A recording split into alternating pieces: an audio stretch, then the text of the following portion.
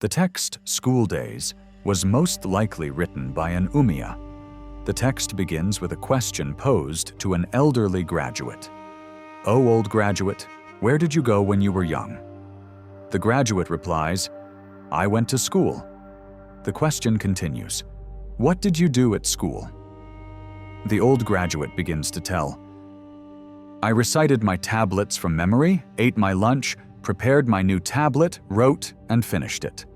In the afternoon, I was given a model tablet, and then I was handed my practice tablets. After school, I returned home and found my father there. I explained my exercises to him, read my tablet aloud. He liked it very much and looked at me with joy." The narrator then turns to the household servants. "I'm thirsty, bring water. I'm hungry, bring bread.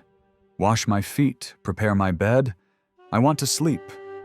Wake me up early in the morning. I must not be late to school so the teacher doesn't beat me." Apparently, these requests were indeed fulfilled. For the next morning, we see the student saying, "I woke up early, turned to my mother and said, 'Give me my lunch, I need to go to school.' My mother gave me 2 rolls, and I went to school. But I was late. The supervisor responsible for attendance met me and asked, 'Why are you late?' While my heart pounded, I went to my teacher in fear. I bowed before him and greeted him respectfully." No matter how respectfully he behaved, what happened to the student that day was not very pleasant. At least, the old graduate seems to recall it with nostalgia. It appears he was beaten repeatedly by various officials at the school. The account given in the graduate's voice goes like this. "The school director examined my tablet and said, 'There's something missing here,' and hit me with a stick. The inspector responsible for neatness said, 'Your clothes are messy, you've been wandering the streets in filth,' and hit me with a stick. The silence monitor said, 'Why did you speak without permission?' and hit me with a stick. The assembly officer said, 'Why did you stand up without asking?' and hit me with a stick. The doorkeeper said, 'You went out without permission,' and hit me with a stick.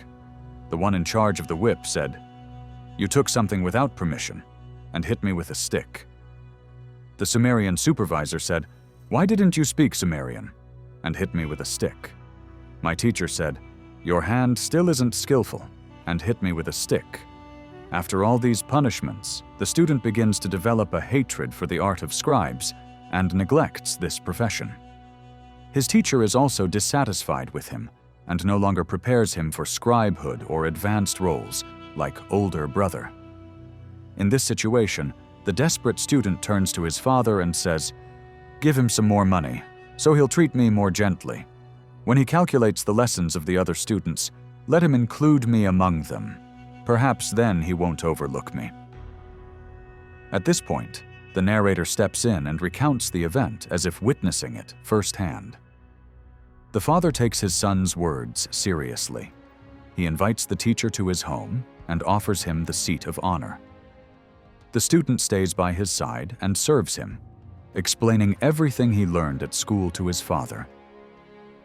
Pleased, the father says to the school director, "My little son opened his hand, and you filled it with wisdom. You taught him all the subtleties of the scribal art, mathematics, arithmetic, and cuneiform writing in depth." Then he turns to the servants. "Bring fragrant oil for my son, set the table. Let him be offered delights that pour into his belly like oil. Dress him in fine clothes, put a ring on his finger, give him some money." Then the teacher addresses the student with these words, "Young man, because you listened to my words, showed me respect, and repaid my efforts generously, may you successfully complete the scribal art from beginning to end. May the goddess Nidaba protect you. May your writing stylus write smoothly. May your exercises be free of mistakes. May you be first among your brothers, a leader among your friends. May you rank highest among the graduates. May all who enter and exit the palace admire you. Honor your father, for after him I come next. Let him pray to Nidaba, your god, in your name and ask for your success. When you extend your hand respectfully to your teacher, whether the teaching staff in the Sumerian school were sadistic, or whether the students were mischievous and rebellious, is a matter of debate in this narrative. However, the second possibility may be supported by another essay that follows: The Dispute Between Enkimansi and Gurnishag. This text reveals that teachers in antiquity had to deal with students who constantly fought, shouted, and cursed. This Sumerian text, consisting of 160 lines, was compiled recently from 7 tablet fragments by Professor Cyril J. Gadd, retired from the University of London, together with the author of this book. 2 of these fragments were found in Ur about 25 years ago by Sir Leonard Woolley, and were introduced by Professor Gadd in a 1956 lecture titled Teachers and Students in the Oldest Schools. However, these fragments only included the introduction and conclusion. Thanks to 5 additional pieces found in Nippur, the text has now become more complete. In particular, one fragment taken from a large tablet with 8 columns is of great importance for completing the text. These tablets, excavated nearly 60 years ago, are now housed in the Hilprecht collection at Jena University in Germany, and their contents have recently been published.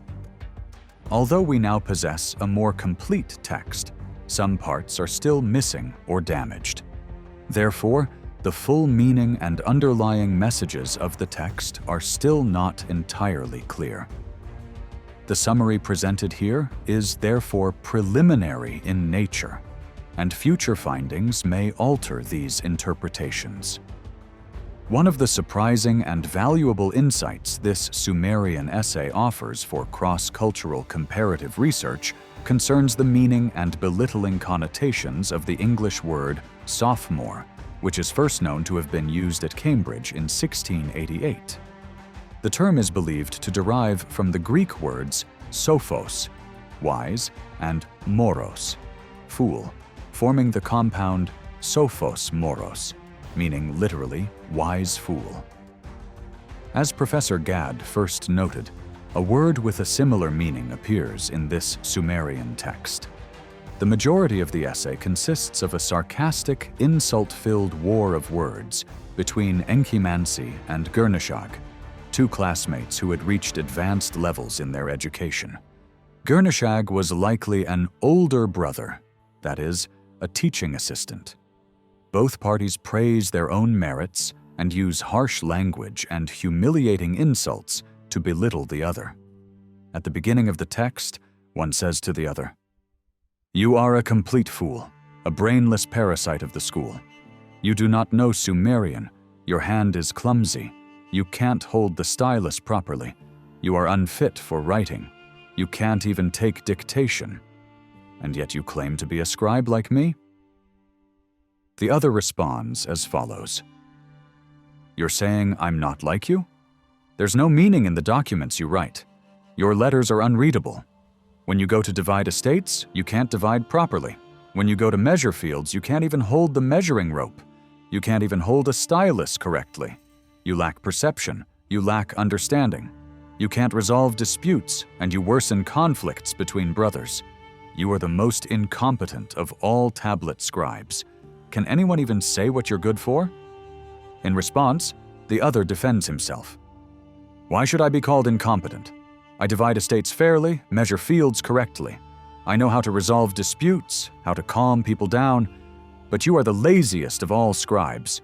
You always make mistakes in calculations, confuse length and width when measuring areas. You lack knowledge of geometry. You can't distinguish square, triangle, circle, or section. You're a chatterbox, mischievous, spoiled, and yet you claim to be the favorite of the students." His opponent responds, "What? Am I not the student's favorite? Look, I was raised with Sumerian. I am the son of a scribe. But your hand can't even shape clay, and when you try to write, you can't hold the tablet properly. You are a true wise fool. Shut your ears, and still you claim to know Sumerian like me." The next section is so damaged that it becomes difficult to follow who is speaking. However, at the end of the text, someone, probably a supervisor, becomes so angry at Enkimansi that he wants him to be chained as punishment. The meaning of the final passage is as follows. Why are you behaving this way? Why are you swearing and shoving each other, hurling insults? Why are you disturbing the peace of the school? A few lines are missing. The disturbance has reached me. What insolence is this? Why are you insulting your older brother who taught you the scribal art? Even the all-knowing teacher shook his head and said, "Let him do what he will." If a student disrespected his older brother in this way, I would first beat him with a stick, then put chains on his feet, lock him in a room and not let him leave school for 2 months. After 4 missing lines, the text ends with the sentence, "The verdict in the dispute between Enkimansi and Girnishag was given by the Umiya." From these 2 examples, one may conclude that the Sumerian school was a harsh and intimidating place. The curriculum was rigid, the teaching methods were tedious, and discipline was very strict. Under these conditions, it is not surprising that some students attempted to abandon school or caused trouble for teachers and parents. This brings us to the 3rd Sumerian school essay, titled "The Scribe and His Wayward Son." Formed by combining more than 20 tablets and fragments, this text is especially significant as one of the earliest known examples where the concept of humanity, Sumerian Namlulu, is used not just to refer to the human species, but to denote the proper behavior expected of humans. This work, consisting of approximately 180 lines, begins with a generally cordial dialogue between a father and his son. The father advises his son to go to school, not to be lazy, not to loiter in the streets, and to report on what he has been doing. Wanting to be sure that his son understands what has been said, the father asks him to repeat it. From this point onward, the text turns into a long monologue by the father. The father begins with a series of practical pieces of advice to help his son become a proper man. Don't wander the streets. Don't act independently toward the supervisors. Go to school and learn the knowledge humanity has accumulated from the past. After this introduction comes a harsh scolding directed at the son's stubbornness. The father expresses how his son constantly causes him anxiety, and that he is nearly sick to death because of the boy's inhumane behavior. He emphasizes the deep disappointment he feels over his son's ingratitude.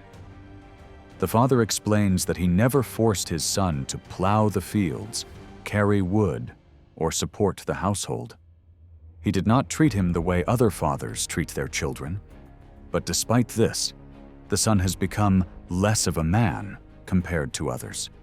Just like disappointed parents today, the Sumerian father feels great sorrow that his son has not chosen his profession, scribal work. He tells his son to follow the example of his peers and reminds him that scribal work is the hardest but most honorable profession created by the gods. This profession is highly valuable in transmitting human knowledge and experience. The father also reminds his son that Enlil, the king of the gods, commanded that sons should follow in the professions of their fathers. Toward the end of the text, there is a warning against chasing after material wealth. The text then likely transitions into a set of proverbs intended to guide the son toward true wisdom, although only fragments of this section have survived. Finally, the text ends with a hopeful prayer. The father wishes the protection of the... Some of the clearer parts of the text have been translated as follows. Where did you go? I didn't go anywhere. If you didn't go anywhere, why are you wandering aimlessly? Go to school, stand before the school father, memorize your assignment, open your school bag, and while your big brother prepares a new tablet for you, write your own tablet. After completing your work, show it to your supervisor, and then come straight home to me without loitering in the street. Now do you understand what I've said? I understand. Let me repeat it to you. All right, repeat it. I will repeat it. Tell me then. I will tell you. Come on, tell me. You told me to go to school, memorize my assignment, open my bag, and while my big brother writes a new tablet, I am to write my own. After completing my assignment, I'll show it to my supervisor and then come to you. These were your words. The father then continues. Get yourself together. Don't loiter in the squares. Don't hang out in the streets. Don't walk around staring blankly. Be humble. Show respect to your supervisor. If you submit to his authority, he will be pleased with you. After this, about 15 lines are damaged. The father urges his son to follow the path of past generations and encourages him to pursue education for his own benefit. He says that compared to the children of his relatives, his son presents an even more negative picture. I have never seen anyone like you, he says. Now I'm going to tell you things that could make even a fool wise, that could stop a snake in its tracks and protect you from meaningless talk. But because of you, I am filled with distress. I have distanced myself from you, ignored your shouting. Your anger has made me ill. It has dragged me to my deathbed. The father reiterates that he never made his son carry reeds, never used him as a laborer, never placed on him the burden of maintaining a household.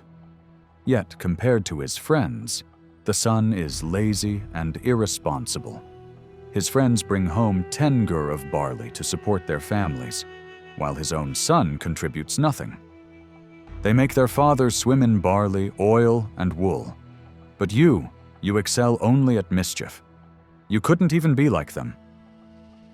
I suffer day and night because of you, and yet you enjoy yourself. You've grown fat, strong, and tall, but those around you expect your downfall, because you have no regard for humanity. After this comes a 41-line section of Proverbs, whose meanings are not fully clear. Then the text ends with the father's poetic prayer. May your god Nana protect you from anyone who bears hostility toward you. May he protect you from anyone who attacks you. May you be favored by your God. May the people praise your height, your form, and your heart.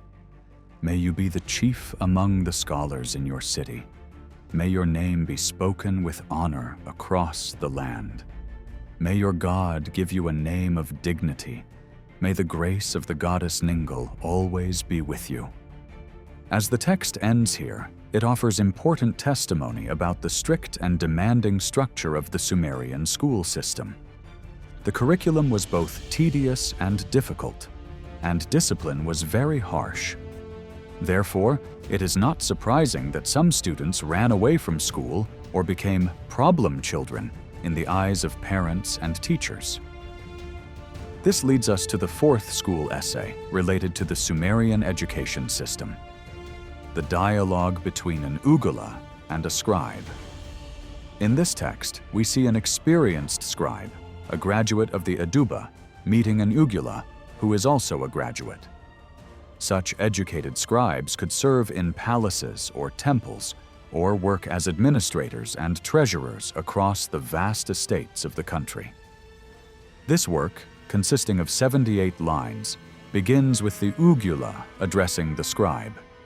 He reminds him that he was once young and inexperienced too, and says, "O elder graduate, come here. Let me tell you what the Umiya at the head of the Aduba told me. I too was once young like you. I too had a big brother. The Umiya gave me assignments that would have been too much even for an adult. But I leapt forward like a thrown reed. I dedicated myself to the tasks given. I took the Umiya's words seriously. I didn't just do whatever I pleased. Because of that, the big brother was pleased with me. I was respectful before him, and he appreciated this attitude." The Ugula says he followed the Umiya's instructions to the letter and easily carried out his directives.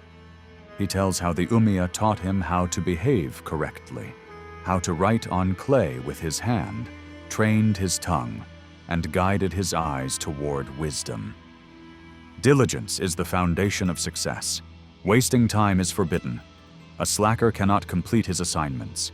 My big brother never boasted about his knowledge. His words were measured. If he had been arrogant, people would have widened their eyes in astonishment. Therefore, his advice to the young scribe is this: rise before dawn. Go to your big brother before the cool of night sets in. Don't miss the chance to be near him. When you approach great people, your words gain value too. In the end, people will treat you kindly and show you respect. In short, he who does good finds good. At the end of the Ugula's speech, the scribe takes over the conversation. At the start, he slightly mocks what the Ugula has said. I didn't really understand what you told me, but I will respond now. Just because you bellow like an ox doesn't make me an ignorant person. I'll answer everything you said, one by one. Even if you behave like a human, your eyes look as vacant as a puppy's. Why are you suddenly setting rules for me? Anyone listening to you would helplessly lower their hands. The scribe defends himself and says that he is not a lazy person. You gave me responsibility over your household. Have you ever seen me wandering around idly? I directed the slaves, concubines, and household members in their duties. I provided their food and clothing. They all did their work properly. You didn't have to run after your slave. I took on that duty. I prayed on your behalf. Your sheep and oxen pleased your God. You gave me your field, and I made the workers labor there. I didn't let them rest day or night. Farmers and their sons approved of his work.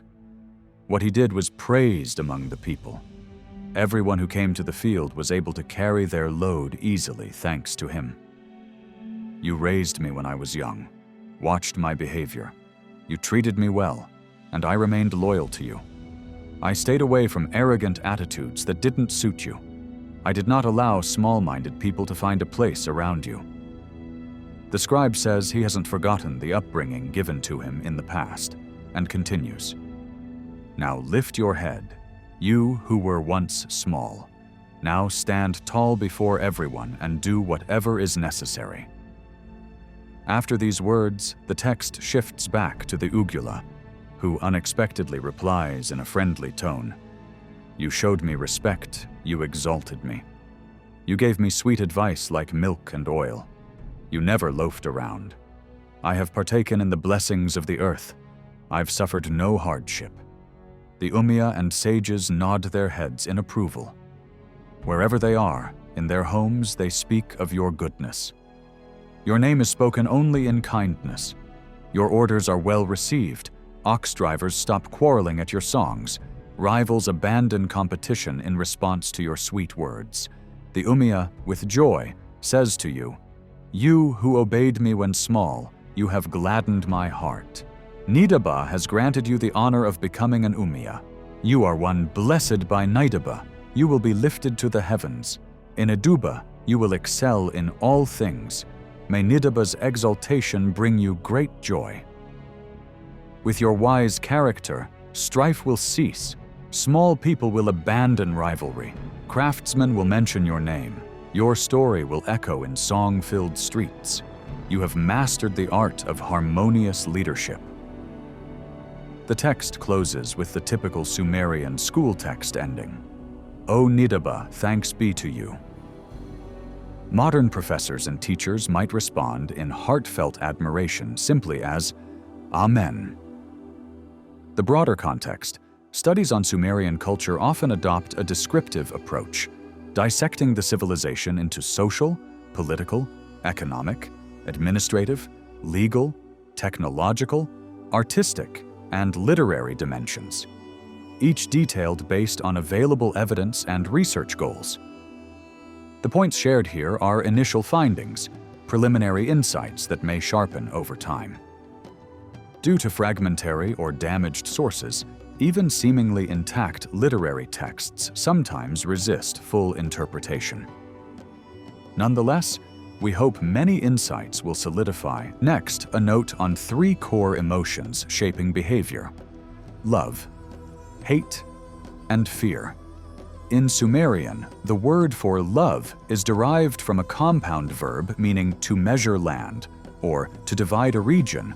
How that came to express love remains unknown, as in all societies, love manifests in Sumer in varied forms: passionate, sensual love between women and men, emotional bonds in marriage, among parents and children, and between kin, friendship, and even love felt between mortals, deities, and rulers.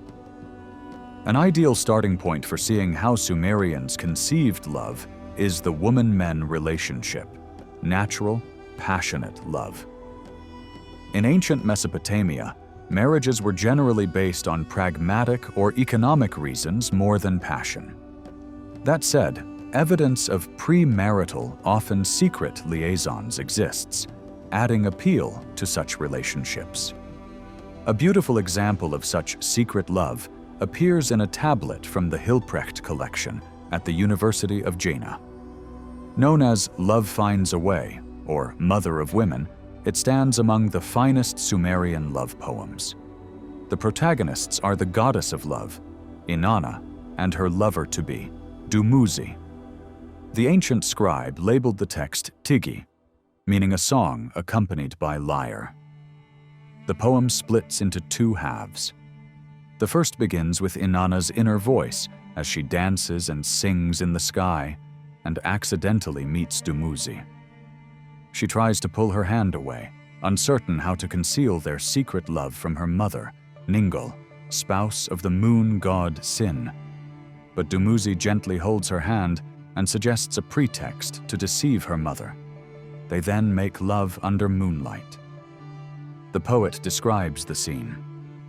"Last night, I, the queen, shining bright as I danced as the queen of the sky, while brilliant lights oppressed the night and songs were sung, he appeared before me. The master Kuli Anna, he took my hand, embraced me, my Ushumgal Anna." In the following section, Inanna begs Dumuzi, "Let me go, I must leave now." "What will I say to my mother? How will I explain this secret love to Ningal?" Dumuzi responds without hesitation. "I will tell you what to say. My girlfriend led me to the square, where a performer entertained us with sweet songs, and time flowed like water. Thus you shall appear before your mother. Meanwhile, we shall enjoy love under the moonlight. I will prepare a pure, sweet, noble bed for you. At the end of the day, happiness will be yours." The second part is a joyful monologue by Dumuzi, expressing his consent to marry Inanna. Though the opening is damaged, the surviving lines reveal that Inanna joyfully informs that she is about to journey to her lover's mother.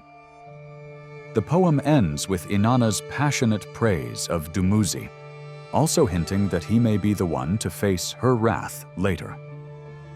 In the final enthusiastic verse, she says, "I came to my mother's door, filled with joy. I reached Ningal's door, filled with gladness. Dumuzi will say a few words to my mother, pour cypress oil on the ground. The house is filled with fragrance, his words bring delight. My lord, his hands and feet are flawless. He is Sin's son-in-law, Ushumgal Anna. My lord, your seed is sweet, like the plants of the plain." Even though this poem depicts Inanna and Dumuzi hiding their love and deceiving her mother, another legendary version shows Dumuzi winning the goddess's heart with Ningal's knowledge and approval. In that variant, shepherd Dumuzi comes to her home seeking permission to enter. Per Ningal's advice, Inanna bathes, perfumes herself, adorns herself, puts on her crown, then joyfully greets Dumuzi, and they likely live together. In another version, in order for this sacred marriage to take place, Inanna needs the approval of her father, the moon god Sin. In this two-stanza poem, Inanna adorns her body with gold and precious stones and meets Dumuzi in a special section of the Inanna temple in the city of Erech. She wants to be with him immediately, but first sends a messenger to get her father's consent. This detail emphasizes the importance of divine approval for the relationship to end in an official marriage. Looking at the common point among the three different versions, it is seen that Inanna's love for Dumuzi is mutual, passionate, and deep. However, in some poems this dynamic is reversed. For example, in a Sumerian poem written in the form of a debate, Inanna actually prefers the farmer Enkidu over Dumuzi. The sun god Utu tries to direct his sister Inanna toward Dumuzi, but Inanna first rejects Dumuzi with firm words. However, when Dumuzi makes a harsh and angry speech, claiming that he is superior to Enkidu, Inanna changes her mind. Dumuzi becomes so angry that he wants to attack his rival Enkidu. But he calms down with Enkidu's gentle words, and in the end, they reconcile. Besides Dumuzi and Inanna, there are other gods who had passionate relationships before marriage.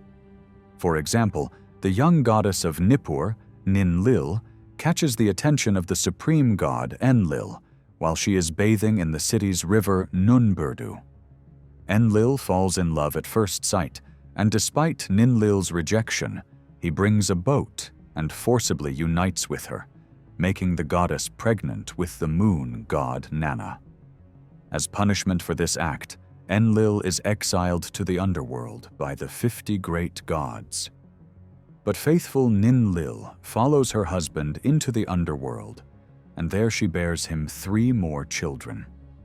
Apparently, the couple eventually marries, because in all Sumerian literary texts, Ninlil is mentioned as Enlil's esteemed and legitimate wife. The love of the Bedouin god Martu is somewhat different. Martu, who falls for Adnigkishar, the daughter of Numushta, the protective god of the city of Kazalu, clearly states that he wants to marry her. Adnigkishar happily accepts this proposal despite all objections from a friend. The friend, however, draws attention to Martu's inappropriate lifestyle. He lives in a tent, fights wind and rain, knows not what prayer is, never lets go of his weapon, eats raw meat, has no home, is not even buried when he dies. All these myths show that love and sexuality played an important role even before marriage in Sumerian society. Especially during New Year festivals, the sacred marriage, Hieros Gamos, rituals, reveal the cultural and religious context of these relationships. In these ceremonies, it is known that priestesses would unite with the king and sing love songs. 2 poems that have survived to this day openly display this passion. In one of them, the priestess playing the role of bride addresses King Shulgi. "Bridegroom, love of my heart, your sweet pleasure is like honey. My lion, your delight is pleasing. Let me stand trembling before you. Take me to the bedroom. Let me enjoy your sweet caress, sweeter than honey. Let me live your joy in the honey-filled bed. Bridegroom, I loved you. Tell my mother. Let her offer you sweets, ask my father for gifts, spend the night at our house, stay with me until dawn. Touch me. Let me hold your sweet part in my hands. Cover yourself like the softness of your Gishban garment." Such texts show that marriages in Sumerian society were not solely based on interests or social obligations. Love, desire, and mutual passion also guided relationships. Therefore, this Sumerian proverb is not at all surprising. One who marries a woman according to his heart will have children according to his soul. On the other hand, marriage was not an easy burden for the Sumerian. Another proverb says, "One who has not cared for a woman or child has not truly borne a yoke." Sometimes, when Sumerian husbands felt neglected by their wives, they expressed regret, as seen in the following words: "One who takes a woman for pleasure later regrets it and divorces her." Whether love was experienced before marriage or not, after marriage couples led a more monotonous and daily life-based existence. This led love to be pushed into the background over time. Yet, love never completely disappeared. In Sumerian documents, expressions like beloved husband and beloved wife are frequently found, showing that love still held an important place in relationships. For example, in the poem Gilgamesh, Enkidu, and the Netherworld, when Gilgamesh prepares to send his faithful servant Enkidu to the underworld to retrieve his puku and miku, he advises him as follows: "Do not kiss the wife you love. Do not strike the wife you hate. Do not kiss the child you love. Do not strike the child you hate." King Ur-Nammu's inability to find peace after his death and descent to the Netherworld also points to the depth of these love relationships. He laments in sorrow that he can no longer embrace his wife or play with his child on his lap. Ur-Nammu is usually described as Inanna's beloved husband. Moreover, in votive inscriptions, kings dedicate their offerings not only for their own lives, but also for their wives and children, reinforcing these bonds of affection. This brings us to the fundamental institution of Sumerian society: the family. The deep connection between family members through love, respect, and responsibility is clearly shown in this proverb. The desert water skin is life. The shoe is vision. The wife is the future. The son is shelter. The daughter is salvation. The bride is trouble. Another example reflecting family values is this lament: the storm that does not know what a mother is. The storm that does not know what a father is. The storm that does not know what a brother is. The storm that does not know what a... Likewise, in a passage depicting the great catastrophe that struck the city of Ur by the god's decree, the breakdown of family bonds is described. A mother will not embrace her son. A father will not cry, "O my son." The concubine will find no joy in her arms. Children will not play on laps. Similarly, a figure who can be considered the Job of Sumerian literature, in the depths of suffering, calls out to his protective God and family for help. "Let my mother who bore me weep in front of me. Let my sister not sing happy songs. Let her instead speak of my sorrows with tears. Let my wife voice the troubles I feel in my heart. Let a master lamenter chant a dirge fit for my fate."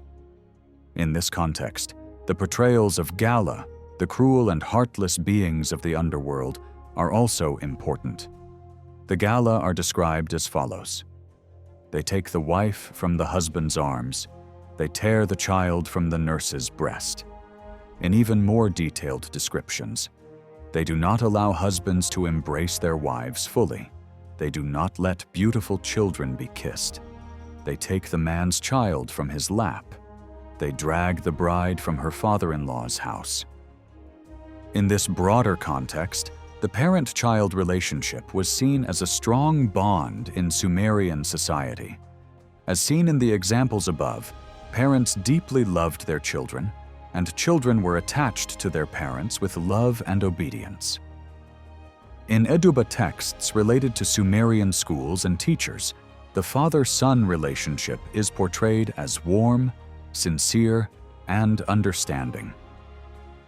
In Sumerian mythology, it is also frequently seen that parents give their children advice for goodness, happiness, and success. For example, the storm god Ninurta's mother, the goddess Ninmah, becomes deeply anxious before her son goes to war against the monster Kur. The dread of combat shakes the entire universe, yet Ninmah cannot sleep or rest until Ninurta departs to face Kur.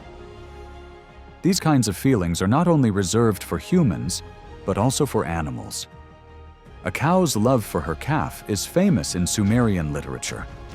A female dog's affection for her puppies is expressed in this short and powerful proverb: "Whether they are single-colored or speckled, I love them all. Even the ruthless Imdugud bird and its mate, upon returning to their nest and finding their young gone, scream out in great lament." Beyond parent, child affection, sibling love also holds importance. a brother often replaces the father. Inanna, upon finding the sacred tree occupied by a snake, Imdugud bird, and Lilith, seeks help from her brother Utu. When of marriageable age, Utu again tries to persuade Inanna to marry shepherd Dumuzi instead of farmer Enkimdu. In another case, a gardener named Shukalatuda, to escape Inanna's wrath, follows his father's advice and goes to locations near the cities of his brothers. Though brothers refers to the Sumerian people, they are seen as trustworthy siblings, a haven to depend on. When Enmerkar besieges the city of Erech, he sends Lugalbanda to Arata to seek help from his sister Inanna. When Dumuzi is captured by demons, he pleads with Utu to send his soul to his sister, Geshtinanna, for her love is deep and sincere. Similarly, when Enki falls ill, the goddess Ninhursag cares for him tenderly and repeatedly asks, "My brother, what hurts you the most?" The proverb, "Friendship lasts one day, kinship lasts always," emphasizes that friendship does not endure as long as family ties. Nonetheless, in Sumerian culture, friendship and loyalty remain highly valued. The friendship of Gilgamesh and Enkidu became legendary throughout the ancient Near East and inspired many proverbs. When Lugalbanda contemplates the Arata journey, requiring crossing steep mountains of Kur and fearsome rivers, his companions are greatly worried. During the Erech expedition to Arata, Lugalbanda falls seriously ill on Mount Hurum. His friends do everything to save him, but when hope is lost, they must leave him behind. Yet on the return journey, they swear to recover his body and bring him back to Erech. His suffering and helplessness stem largely from being abandoned by his companions, making him a Sumerian job. As for the gods' love for humans and divine love for Sumerian thinkers, humans were created to serve the gods and meet their needs. Hence, the god-human relationship was often framed as master-slave. But religious practices often contradict this theology. Sumerian texts portray warm, intimate bonds between gods and humans, akin to parent-child or spousal love. One's personal god was my god, seen like a father or mother. Inanna goes to Eridu to obtain the Mi, sacred ordinances, and bring them to Erech out of love for her people. In laments, the compassion and mercy of gods is frequently emphasized. Ningal, wife of the moon god Nanna, is depicted in tears pleading to the gods to spare her city in the lament for the destruction of Ur. In the second lament of Ur, Nanna himself begs Enlil to spare Ur and its people.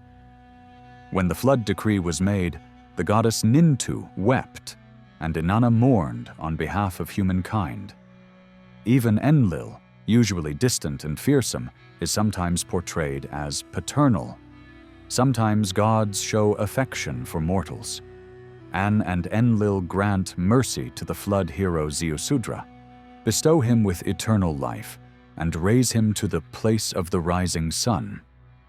When Enmerkar sends Lugalbanda to Arata via Inanna, he says, "If she loves the city but not me, why should she connect the city to me? If she doesn't love the city but loves me, why should she connect me to the city?"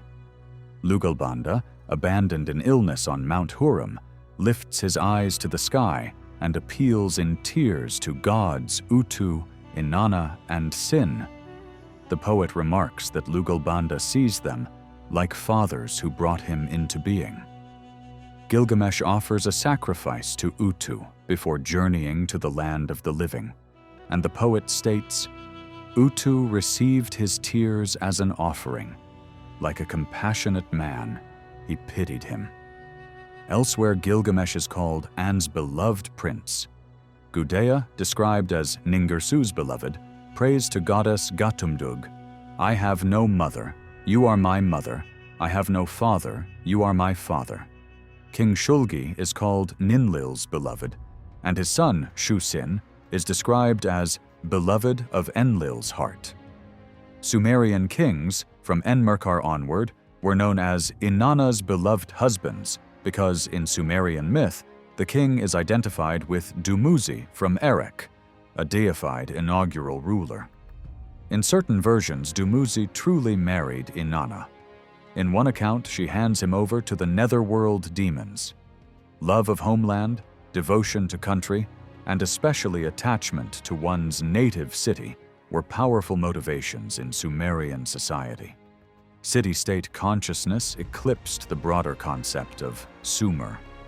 Citizens saw themselves as sons of the city, identifying closely with its rulers and gods. This sense of belonging inspired courage in battle and readiness to die for their city. Fierce intercity rivalries contributed to Sumer's fragmentation. Each city-state fiercely defended its independence. The Sumerians referred to themselves as Karabash and brothers. This sense of communal identity is strongly reflected in Sumerian poetry, especially laments over the ruin of cities. Of course, where love exists, so does hate. Gilgamesh's lines illustrate this. Do not kiss the wife you love. Do not strike the wife you hate. Do not kiss the child you love. Do not strike the child you hate. Enmerkar's plea to Inanna juxtaposes love and hate. The god Hendersag is said to love justice but abhor violence. Yet hatred clearly plays a significant role in Sumerian society. Rivalry, desire for supremacy, and contempt are woven into their political, economic, and educational systems. The gods could also express anger and hate. Enlil, brow lowered, condemns the people of Kish to death and razes Erech. When the sacred Ikur temple in Nippur is plundered, Enlil angrily brings the Gutians down from the mountains and devastates all of Sumer. Enlil, Enki, An, and Nintu are merciless in deciding to destroy Ur and Sumer during Ibisin's reign. Ninhursag curses Enki with death for eating the 8 sacred plants she created without permission. Ninurta curses the mountains that opposed him in war against the demon Asag. Ereshkigal, queen of the underworld, bites her sister Inanna's thigh in anger upon hearing of her approach. But in Sumerian mythology, the one who loves most is also the one who becomes most furious. This is the enchanting yet tempestuous goddess Inanna. When Dumuzi sits on his throne, instead of bowing before his wife Inanna, she, freshly returned from the underworld, becomes enraged and hands him over to the 7 demons of the dead. She fixed her gaze of death upon him, turned her head, and looked at him as though he were guilty. She let out a scream filled with terror. When the gardener Shukala-Tuda takes advantage of Inanna's fatigue and assaults her, the goddess becomes so furious that she unleashes 3 great disasters over Sumer to find him. When Gilgamesh refuses her offer of love, Inanna sends the celestial bull, laying waste to Uruk. Even in hymns, Inanna is sometimes portrayed as a goddess of destruction, wrath, and catastrophe. As with hatred, fear ran deeply through Sumerian life. A Sumerian feared things at every stage of life, from birth to death, from parents, teachers, friends, neighbors, superiors, and rulers, from foreign enemies, the forces of nature, wild animals, bloodthirsty monsters, and demons, from disease, death, and perhaps above all, being forgotten. It is no surprise that Sumerian thinkers viewed humanity's golden age in the past as a time when fear was unknown. One Sumerian poet describes this era as follows: once there were no snakes, no scorpions, no hyenas or lions, no wild dogs or wolves wandered, fear was unknown, dread did not exist, there was no enemy before mankind. Core values embraced by Sumerian society. Love of life, a deeply held universal value across the political, social, economic, and religious spheres. Many dedications to gods specify that offerings extend not only the donor's life, but also that of their family. Royal hymns frequently include prayers for the king's long life. The pursuit of eternal life is a common theme in Sumerian literature, hopeful yet often desperate. Sumerians considered earthly life vastly preferable to the shadowy afterlife, which was seen as pale and pitiful. While no paradise was promised beyond death, a few texts hint that the righteous might fare slightly better than the wicked. Wealth and abundance, valued through plentiful harvests, full storehouses, large herds, and bountiful hunts. Kings boasted of bringing prosperity to their people in hymns like Emesh and Enten, or Lahar and Ashnan, which praise agricultural and pastoral wealth. Laments for lost property vividly express grief. For example, in the lament for the destruction of Ur, "My goods, my property, were driven away like locusts. O my goods and property, that came from the lower lands and returned to the lower lands. O my goods and property, that came from the upper lands and returned to the upper lands. Precious metals, stones, lapis lazuli were scattered. O my goods and property." In Proverbs, the poor are often mocked. If a poor man dies, do not try to resurrect him. If he has bread, he lacks salt. If he has salt, he lacks bread. If meat is present, no spices. If spices are present, no meat. Wealth is rare, poverty is constant. The poor have no strength. A poor man is humble, his oven edge his mill. Torn garments are never mended, lost things are not sought. Ethical principles. Sumerian sources value goodness, truth, justice, order, law, wisdom, learning, courage, and loyalty. Compassion for widows, orphans, refugees, the poor, and the oppressed was institutionalized. Ethical understanding likely grew from familial love to community, and eventually to a broader humanitarian ethic. Despite their high ideals, the Sumerians were driven by a powerful psychological impulse: ambition, competition, and the pursuit of superiority, honor, victory, and success. I first realized this driving force while translating school texts labeled debate or contest by ancient Sumerian scribes.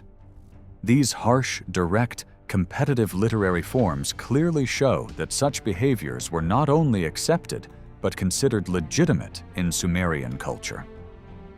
For example, in the text titled The Dispute Between Copper and Silver, Copper addresses Silver as follows: "Silver, your place is the palace. You are only useful there.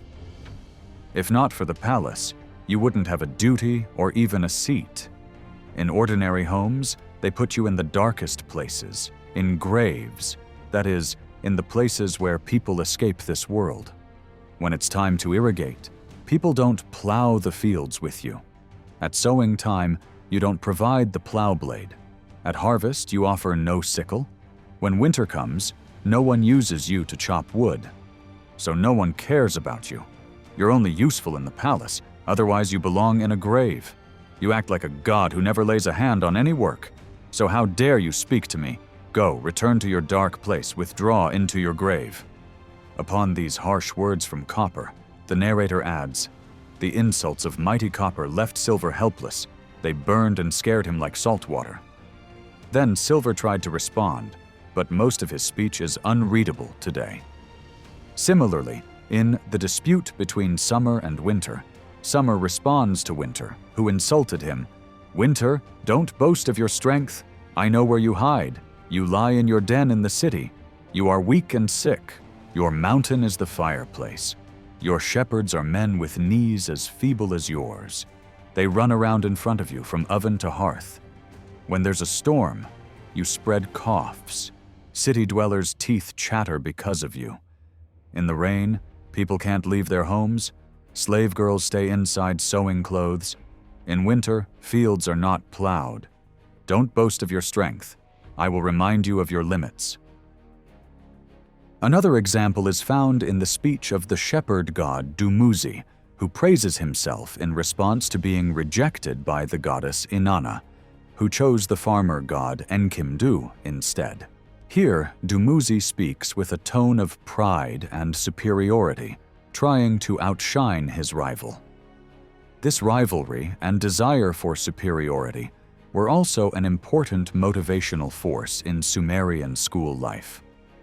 Throughout the long and tedious years of education, both teachers and families deliberately encouraged this sense of ambition to help students internalize their demanding lessons.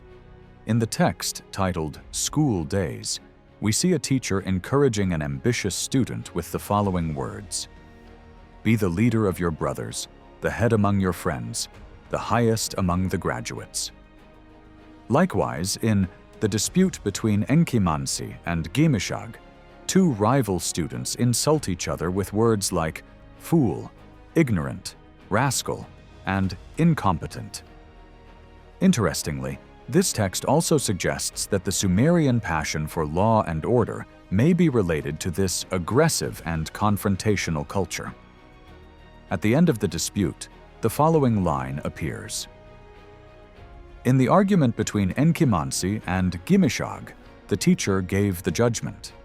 Here, the word judgment is a formal legal term used in court decisions. This shows that the Sumerians' commitment to law and legal oversight was not just about love of order, but also deeply connected to their competitive and ambitious spirit. Turning to the political structure, we now have at least two epic poems that describe how the ruler of the Sumerian city-state of Erech won a victory over the arrogant ruler of another city-state called Arata, probably located outside Sumerian lands, near the Caspian Sea. According to these epics, both leaders engaged in a kind of psychological warfare, trying to break the other's morale and bring them under their own domination. In these stories, insults, threats, challenges, and claims of superiority are constantly exchanged through messengers. Eventually, the ruler of Erech and Merkar triumphs. In one poem, the defeated lord of Arata declares his submission in the following crushing words: "You are Inanna's favorite. You are the exalted one. She chose you for her sacred embrace. From the lower lands to the upper lands, sovereignty belongs to you. I am bound to you. I was never your equal by birth. You are the elder brother. I can never be your equal." The royal hymns in which Sumerian kings openly and exaggeratedly praise their own achievements and virtues clearly demonstrate how much they valued power, respect, and fame on a political level. In this context, the desire for superiority and the pursuit of honor deeply permeated the Sumerian mindset, influencing all areas from education to politics and economics. This leads us to the provisional hypothesis, the psychological force behind the major cultural and material advancements attributed to Sumerian civilization, such as the creation of irrigation systems, technological inventions, monumental architecture, the invention of writing, and the establishment of educational institutions, was likely this aggressive competitive spirit and drive to be exceptional. Just as modern American culture places great value on competition and success, in Sumer, too, this competitive urge served as the engine of progress. Unfortunately, this ambition also seemed to carry its own destruction within it. The constant struggle for supremacy led to endless wars between city-states, preventing the unification of Sumer and leaving it vulnerable to external attacks. This stands as one of the ironies of human history. The very impulse that drives progress can also lead to collapse. If civilization holds any meaning for humanity, the Sumerians, though long gone from the stage of history, could rightfully point with pride to the many discoveries and developments they contributed to and the institutions they helped shape. Of course, someone might argue that even without the Sumerians, these developments would have emerged sooner or later. But that is not the point. What matters is that the Sumerians were the first to take these steps in history, and it is not unfair to grant them the honor of that pioneering role. Let us now turn to the cultural exchanges the Sumerians engaged in with nearby and distant societies, back when they were not yet the subjects of history, but were building it themselves. The most appropriate place to begin in this regard is likely the distant city-state of Arata, located near the Caspian Sea in northeastern Iran. Though Arata may have had its own unique accomplishments, its real fame and legacy stem from the Sumerian poets who wrote about it. These poets, for reasons we cannot fully explain, composed songs about Arata's precious metals, stones, skilled craftsmen, bold challenges, and confident ruler. The deity most frequently mentioned in these songs is, without a doubt, the Sumerian goddess Inanna. The poem published in 1952, titled Enmerkar and the Lord of Arata, a Sumerian heroic epic about Iraq and Iran, is an example of these narratives. This text was formed by combining around 20 tablets found in the Museum of the Ancient Orient in Istanbul and the University of Pennsylvania Museum, and consists of more than 600 well-preserved lines. The heroes are Enmerkar, the high priest of the city of Erech, and the unnamed ruler of Arata. Erech is a Sumerian city that has been periodically investigated by German excavation teams for many years. Arata, despite its importance, is a city-state whose exact location has still not been determined. According to the poem's content, Enmerkar, the son of the sun god Utu, wants to bring Arata under his sovereignty. For this, he prays to his sister, Inanna, the powerful goddess of love and war. He asks for her help so that the people of Arata would bring precious stones and metals in his name and construct various sacred buildings, especially the sea temple of the god Enki, Abzu, in Eridu. Inanna responds positively to this request and advises Enmerkar to choose a reliable messenger who can cross the mighty Anshan mountains. Then she assures him that Arata will submit to him and fulfill the construction tasks. Enmerkar selects a suitable messenger and sends him to Arata. He gives the messenger a message containing a threat that if the people of Arata do not bring gold and silver and build the requested temples, the city will be destroyed. To make the message more effective, he asks the messenger to repeat Enki's creation spell. In this spell, it is told how Enki ended the ancient Golden Age, where people lived under Enlil's dominion over the earth. The messenger crosses 7 mountains, reaches Arata, delivers the message as it is, and waits for a reply. The ruler of Arata responds by saying that he too is under Inanna's protection, and that it was this goddess who made him king, refusing to submit to Enmerkar. Thereupon, the messenger states that Inanna has now settled in Erech, chosen Enmerkar as the lord of the Inanna temple, and promised that Arata would submit to him. Hearing this news, the lord of Arata is shaken. In his response, he proposes a competition instead of war, that is, a one-on-one duel between 2 champions. However, he also admits that Inanna has turned her back on him and declares his readiness to surrender by sending a large amount of grain to Enmerkar. The messenger quickly delivers this response to Erech and informs Enmerkar in the palace courtyard. Before taking action, Enmerkar performs some ritual procedures. First, he consults Nidaba, the Sumerian goddess of wisdom. Then he loads grain onto pack animals and hands them over to the messenger along with a message. In this message, there are words glorifying Enmerkar's royal scepter and a request that the ruler of Arata send him carnelian and lapis lazuli. When the messenger arrives in Arata, he piles the grain in the palace courtyard and delivers the message. The arrival of the grain is welcomed by the people. Therefore, they agree to offer carnelian to Enmerkar and volunteer to build a pure house for him. But Arata's angry ruler, after praising his own royal scepter, refuses Enmerkar's request. Moreover, by repeating the same words used in Enmerkar's own message, he insists again on receiving carnelian and lapis lazuli. After the messenger returns to Erech, Enmerkar seemingly resorts to prophecies, specifically consulting an instrument called Shushima reed. He cuts the reed when 5 years have passed, when 10 years have ended, and moves it from shadow into light, and back from light to shadow. Then he sends the messenger once again to Arata. This time, without any verbal message, he simply places his royal scepter into the messenger's hand. This symbolic object frightens the ruler of Arata. He retreats to his shatam and attributes the disaster that has struck the city to the wrath of the goddess Inana, inclining toward surrender to Enmerkar. However, Enmerkar wants to prove his superiority one more time.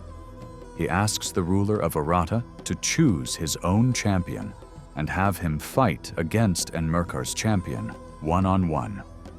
Thus, the stronger side will be revealed. This challenge is expressed in symbolic language and riddles. The warrior must be neither white, nor black, nor brown or yellow, nor spotted. It is thought that these colors refer not to a person, but probably to clothing. Enmerkar, in his response, confirms this by using the term garment instead of warrior. In the following interesting passage, as the poet clearly states, if the interpretation is correct, it is claimed that Enmerkar was the first person to write on a clay tablet. The reason is that the messenger was too heavy-tongued to repeat the spoken message. At this point, an unexpected development occurs. The Sumerian storm and rain god Ishkur brings wild wheat and broad beans to Arata and piles them in front of the ruler.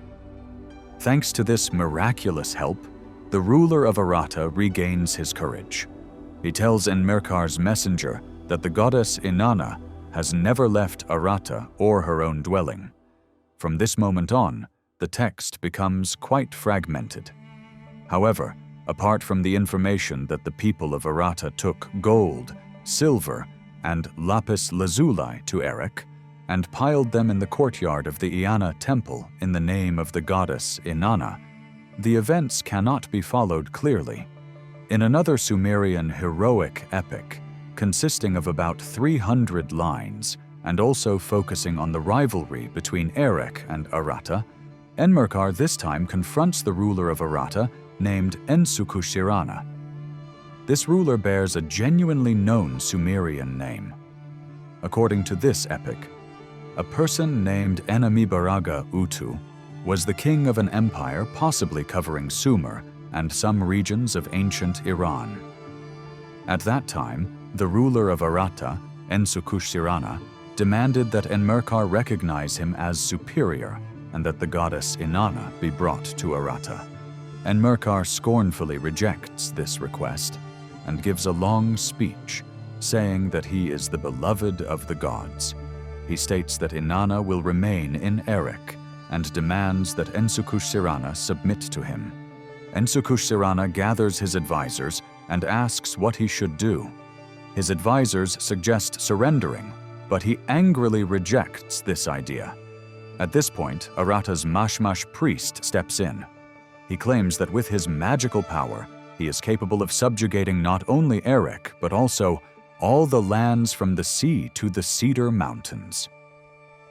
Impressed by these words, Ensukushirana gives the priest gold, silver, and the necessary items. The priest reaches Erech, but he is tricked by shepherds of the goddess Nidaba and an old woman. Eventually, he is killed, and his body is thrown into the Euphrates River. When Ensukushirana learns the fate of his priest, he is seized with fear and sends a messenger to Enmerkar, declaring his surrender. He expresses himself in a humiliating tone and acknowledges Enmerkar's superiority. Another Sumerian heroic tale that demonstrates the extraordinarily intense political, religious, and cultural interaction between Erech and Arata is the story titled Lugalbanda and Enmerkar.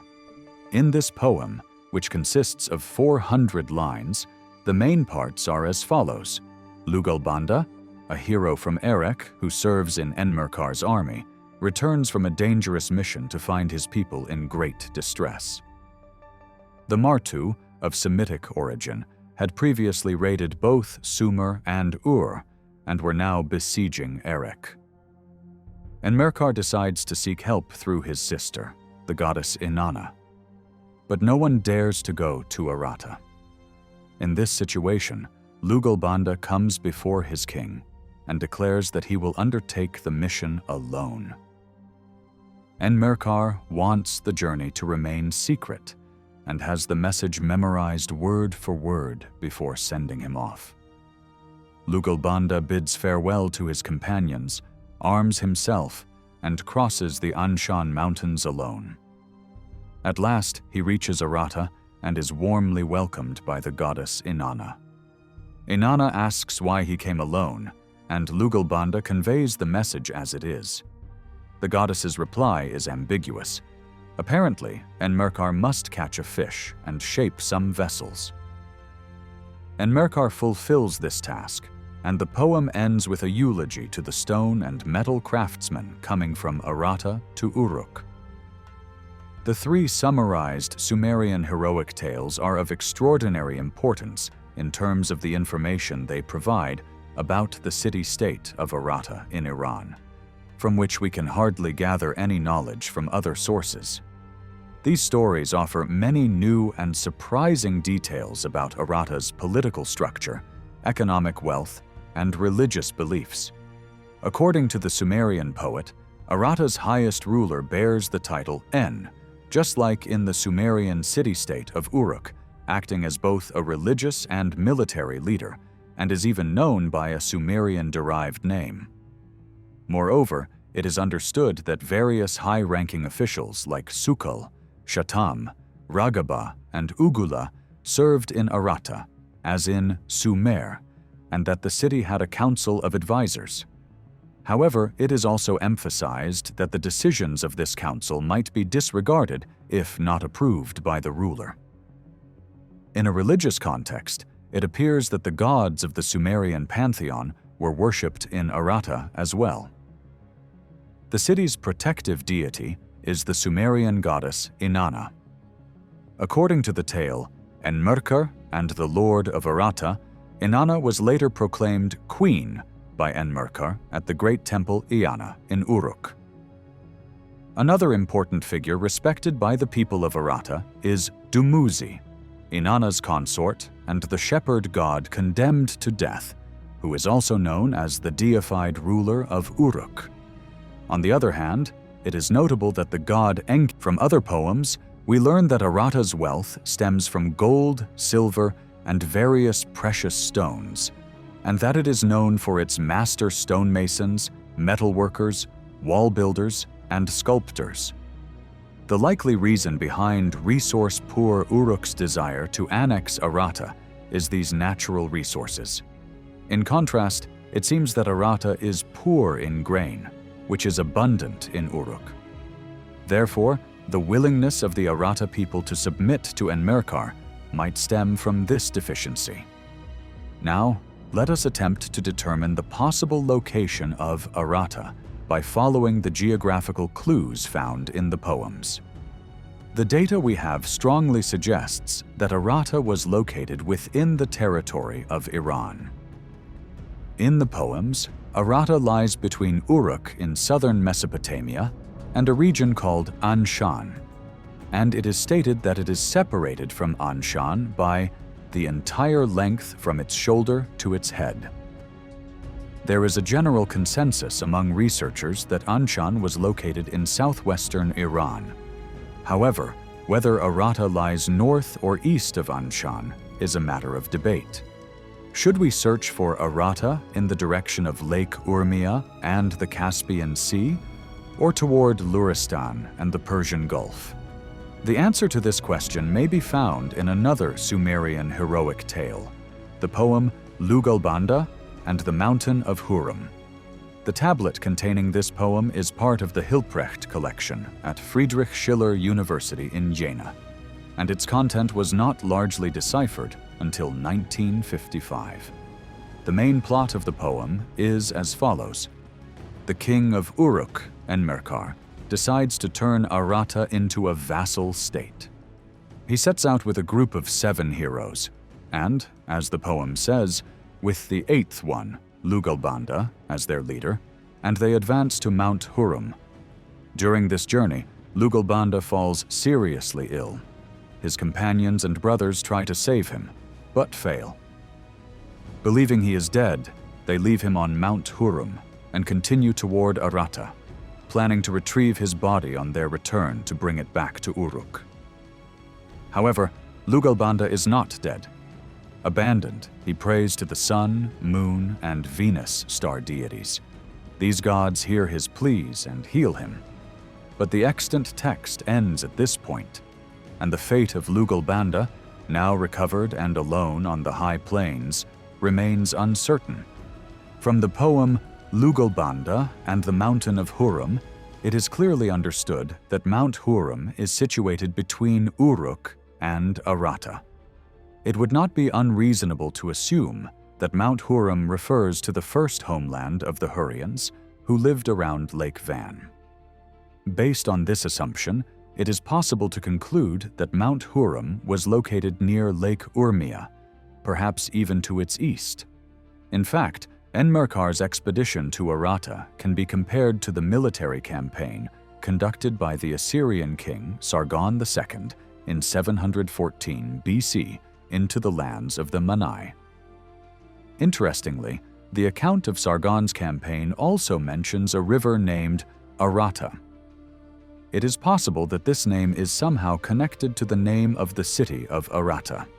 From here, assuming that Arata was located in the mountainous regions near the Caspian Sea, we may now move on to the frequently mentioned 2 regions in written records, Magan and Meluha. The exact locations of these 2 regions still remain unidentified, but most cuneiform scholars agree that from the 1st millennium BC onward, these names referred to Egypt and Ethiopia, respectively. However, whether this interpretation holds for earlier periods, such as during the reigns of Sargon the Great, Gudea, or the 3rd dynasty of Ur, is debatable. For these names to imply that the peoples of those times had ships capable of reaching the African coasts does not seem very realistic. Therefore, it has been suggested that there was a geographical shift in place names over time, and that Magan and Meluha initially referred to the eastern and southeastern coasts of the Arabian Peninsula, only later being associated, for unknown reasons, with Egypt and Ethiopia. But the validity of such a claim must be supported by solid and convincing archaeological or textual evidence. As will be seen in the examples below, it seems more realistic to assume that no such semantic shift occurred, and that Magan and Meluha were already associated with Egypt and Ethiopia in the 3rd millennium BC. At least from the time of Sargon the Great to the mid-1st millennium BC, the names Magan and Meluha appear frequently in both Sumerian and Akkadian records. Sargon, in his own inscriptions, states that ships from Magan, Meluha, and Dilmun docked at the port of his capital, Agade. His grandson, Naram-Sin, wrote that he captured the king Maniam of Magan, returned with spoils from the region, and even quarried stones there. Archaeological excavations have unearthed some alabaster vessels inscribed with Magan's spoil, dedicated to Naram-Sin. Gudea noted that he obtained jade for his statues from Magan, and timber for the construction of the Ininu temple from both Magan and Meluha. In the preface of the laws of Ur-Nammu, the god Nana is said to have returned the Magan ship at the border, which, although open to interpretation, indicates a significant trade relationship between Magan and Sumer. Economic documents from the 3rd dynasty of Ur show that goods such as copper, agate, ivory, and even onions were imported from Magan and Meluha. In later periods, Meluha was frequently referred to as the land of the black people, naturally leading to the tendency to identify it with Ethiopia. In Sumerian literary texts, both published and still unpublished documents contain numerous references to Magan and Meluha. This situation points to strong and continuous relations between these two countries and Sumer, and supports the view that their geographical locations correspond to Egypt and Ethiopia. One such reference appears in the poem Gilgamesh and the Land of the Living in the following short 3-line passage. After it sank, after the Magan boat sank, after the mighty power of Magellum. Boat sank. These lines occur in a section where Enkidu tries to discourage Gilgamesh, but Gilgamesh attempts to encourage him. The reference to the ships used in the dangerous expedition to the cedar forest, guarded by Huwawa, especially the theme of the sinking of the Magan ship, suggests that this was a narrative familiar among the Sumerian people. Furthermore, the mention of the ship called Mighty Power of Magellum may also contain a reference to Meluha. Toward the end of the myth, Enki and Ninhursag, the following line appears, "Let Nintula be the lord of Magan." This statement is made by the god Enki, who had fallen ill in 8 parts of his body after eating 8 forbidden plants, while assigning the destinies of the 8 gods birthed by the goddess Ninhursag to heal those organs. The name Nintula clearly bears Sumerian characteristics and means Lord of Tool. However, the meaning of the syllable tool remains unknown at present. As understood from this line, the ruler of the land of Magan bears a Sumerian name, and the Sumerian poets and writers did not find it difficult to present this person as a king appointed by the god Enki. This also indicates a very close and intimate relationship between the peoples of Magan and Sumer. In a passage of 8 lines taken from the text The Curse of Agade, the following is recounted. The Martu from mountain peaks, who do not know grain, bring the choicest oxen and goats to him. The people of the Black Land, the Meluhans, offer him all kinds of precious vessels. The Elamites and Sumerians carry loads like pack donkeys, all the Ensis and Sangas. The officials of Gwedana, each month and new year bring their tributes directly to Agade. In this passage, the Meluhans appear among the peoples who bring tribute to Naram-Sin's capital, Agade, alongside other groups such as the Elamites and Sumerians. The absence of Magan in this passage may be noteworthy, as votive inscriptions from the same period indicate that Naram-Sin conquered Magan and returned with spoils. Nevertheless, generally speaking, to paraphrase a saying, what happens in Magan likely happens in Meluha too. Moreover, the description of the Meluhans as the people of the Black Land clearly parallels the phrase Black Meluhans found in First Millennium documents. Given that this poem was written around 2000 BCE, the similarity suggests that the ancient Meluha and the later named country were actually the same place, and that there was no historical shift in naming. Among the published Sumerian literary texts obtained from Nippur, 2 lines from a hymn to Ninurta read as follows: "The agate and lapis lazuli you brought from the land of Meluha." These lines are found in a section where the god Ninurta is praised for bringing valuable metals and stones from various regions. Agate is recognized as a native product of Meluha. However, its association with lapis lazuli is quite surprising. In another variant of the myth, Enki and Ninhursag, in an unpublished section consisting of Enki's well wishes for Dilmun, the following lines appear. May the land of Tukrish bring you gold and lapis lazuli from Harali. May the land of Meluha bring you enchanting precious agate, meshagan wood, fine sea wood, and great ships. May the land of Marhashi bring you precious stones and crystals. May the land of Magan bring you strong copper, spower, green stones, yew stone, and Shuman stone. May the land of the sea bring you ebony and the king's ornaments. May the land of Zalamgar bring you wool, quality ore, and may the land of Elam bring you wool and heavy tributes.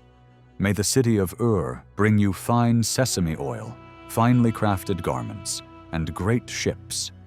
May the boundless sea bring you abundance. Its houses are built firmly. The houses in Dilmun are secure. Its barley is small but plentiful. Its dates are large. Its harvest yields rich produce. Its trees. In this passage, Meluha is highlighted for its agate and valuable wood products, while Magan is characterized by copper and 3 types of stones.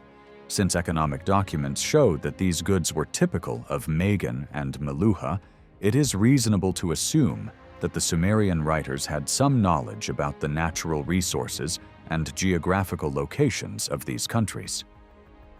Although information about Magan and Meluha is limited, the vivid picture drawn of Dilmun in this passage is also of great significance for determining its geographical location. In a section of the myth, Enki and the World Order, it is written, The lands of Magan and Dilmun turned their eyes to Enki. They docked the Dilmun ship at the shore. They filled the Magan ship up to the sky. The Magalam ship of Meluha carries gold and silver and brings these riches to Nippur, for Enlil, the god of all the lands. Although some expressions in these lines are not entirely clear, the overall message is evident. The peoples of Magan and Meluha bring their goods by ship to Enlil's temple in Nippur. It is explicitly stated that the Magalam ships are associated with Meluha. This scene from the 3rd millennium BCE, even though it may be a poetic depiction by the authors, reflects a widespread understanding that these countries met Sumer's economic needs through trade or tribute. In another part of the same myth, a 16-line passage appears in which Enki blesses the land of Meluha. Although the meaning of some words and phrases in this section has not yet been fully deciphered, it is nevertheless clear that Meluha is known as a land of rich resources and dense population, once again referred to as the Black Land. The poet depicts this land as full of various trees, reeds, bulls, birds, especially the dar bird and the haya bird, and minerals. Moreover, the presence of the dar bird, which also appears in economic documents, suggests that the poet's account was not merely imaginary, but based on concrete knowledge. Although such information does not offer a definitive solution as to where exactly Meluha was or with which country it can be identified, it does reveal that Sumerian poets and writers felt positively and closely toward this land. This suggests that the relationship between Sumer and Meluha was much warmer and more sincere than previously assumed. In contrast, the land of Dilmun, which we will now examine, apparently had an even deeper relationship with Sumer than Magan and Meluha. Dilmun has been identified by most scholars with the island of Bahrain in the Persian Gulf. For this reason, a highly competent Danish archaeological team has carried out excavations on this island over the past decade. However, the literary data that will be presented shortly casts serious doubts on this identification. Indeed, some clues suggest that Dilmun may actually encompass the Harappan or Indus Valley civilization, a literate and urban culture that developed in Pakistan and India toward the end of the 3rd millennium BC. An important clue about where to search for Dilmun can be found at the end of the Sumerian flood myth.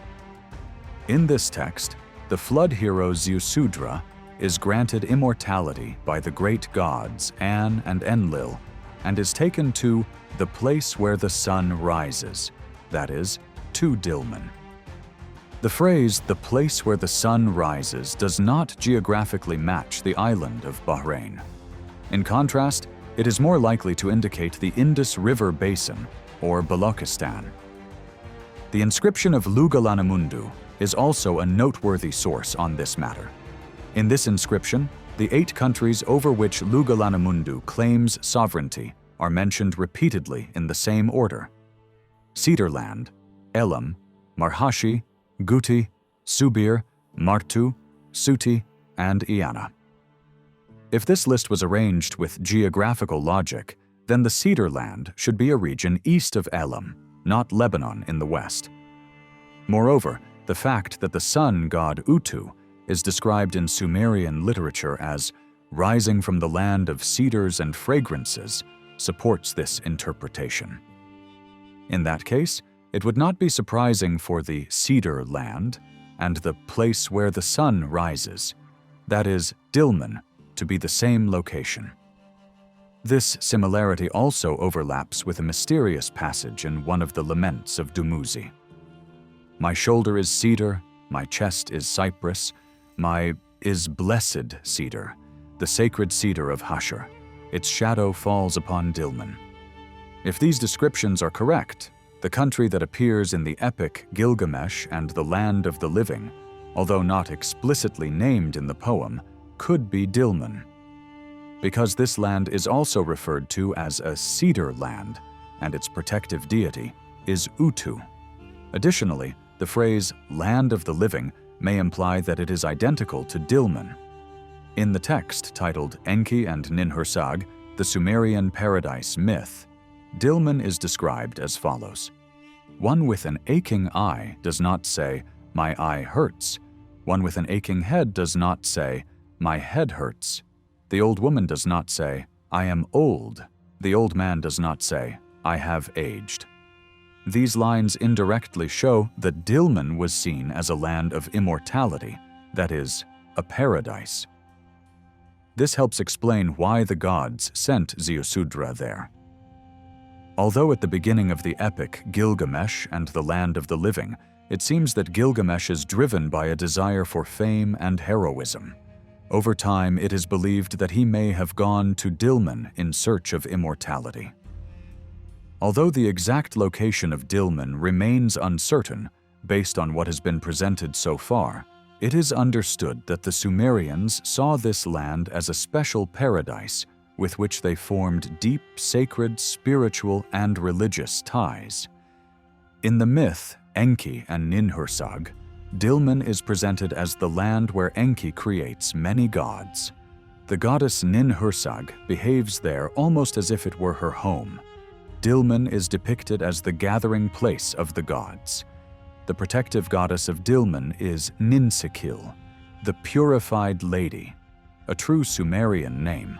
Her consort is Enshag, created by Enki, meaning righteous lord.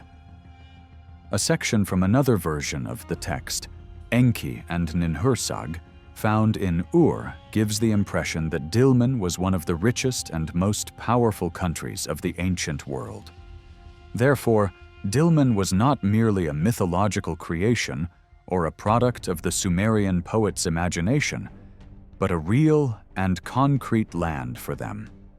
When votive inscriptions and economic documents are examined, it is seen that this country has a very ancient history, beginning with the period of Ur-Nanshe, which records Dilmun ships carrying timber from foreign lands. During the reign of Sargon the Great, Dilmun ships docked at the port of Agade, along with ships from Magan and Meluha. Economic documents from the 3rd dynasty of Ur and the following Isin-Larsa period reveal the variety of goods imported from Dilmun: gold, copper and copper products, lapis lazuli, tables inlaid with ivory, fish eyes, probably pearls, ivory and ivory combs, pieces of armor, boxes, figurines, furniture components, also beads made of precious stones, dates, and onions. The first references to Dilmun onions even date back to documents from the 24th century BCE. Even after the end of the Sumerian civilization, the name of Dilmun is frequently encountered in Akkadian documents from the 2nd and 1st millennia BCE. It is documented that this country had ambassadors and caravans. The Assyrian king Tukulti-Ninurta, in his title, refers to himself as King of Dilmun and Meluha, which carries a meaning similar to the phrase in the Book of Esther in the Bible, from India to Ethiopia. A king of Dilmun named Uperi paid tribute to the Assyrian king Sargon II. During the reign of another king named Hundaru, the spoils captured in Dilmun included bronze, copper, staffs made of precious wood, and coal used as eye makeup. In the time of Sennacherib, a group of soldiers from Dilmun was sent to assist in the burning and destruction of the city of Babylon. Upon their return, they brought back bronze shovels and nails, which were also recorded as products specific to Dilmun. These examples raise the question of how to relate the idealized, mythological depictions of Dilmun as a paradise in Sumerian literature to the real Dilmun in historical and economic documents. Whether Dilmun was located on the island of Bahrain, in southern Iran, or in the Indus Valley, without having written documents directly originating from this country, its exact location and nature will remain a mystery. However, it is clearly seen from what has been told so far about Arata, Magan, Meluha, and Dilmun that the Sumerian civilization, especially in religious and spiritual terms, influenced many regions around it. This influence extended for thousands of kilometers. Over time, it is understood that the Sumerians acquired considerable information about neighboring peoples and countries. Sumerian merchants who traveled to distant lands for trade would return with observations about the places and peoples they had visited. Similarly, soldiers returning from successful military campaigns also brought back similar information. In the Sumerian cities, in addition to slaves brought as prisoners of war, there were also free foreigners who had settled in the cities for various reasons.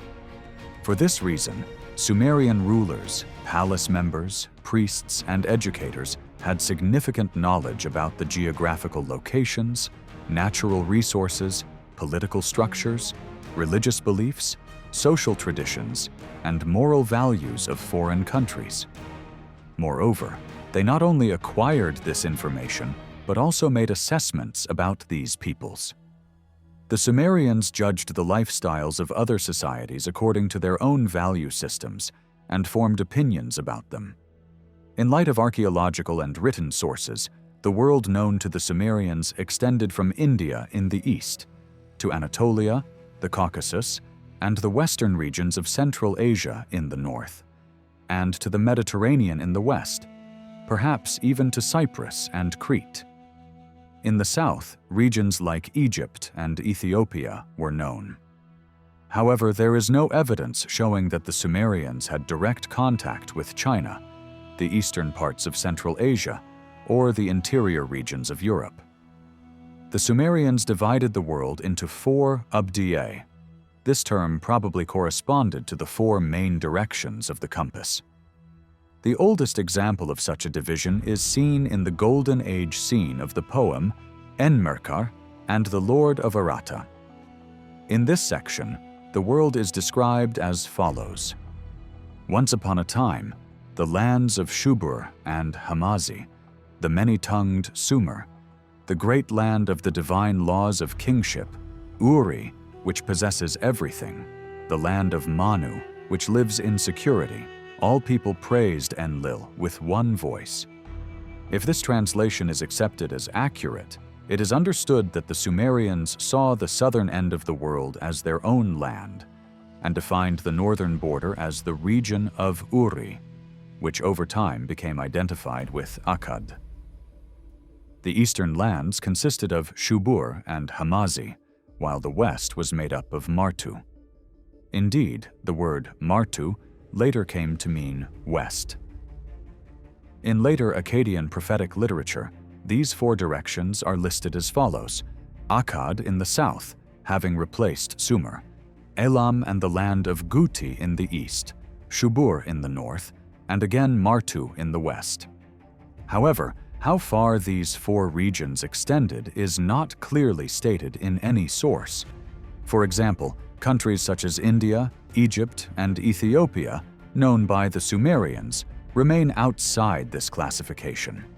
According to Sumerian thinkers, these four directions and the lands they included were determined by the gods during the creation of the universe. At least from 2400 BCE onward, the belief that Enlil was not only the king of Sumer, but also of the entire world and all peoples, had become widespread. The Sumerians called people living in all corners of the world Nam-Lulu.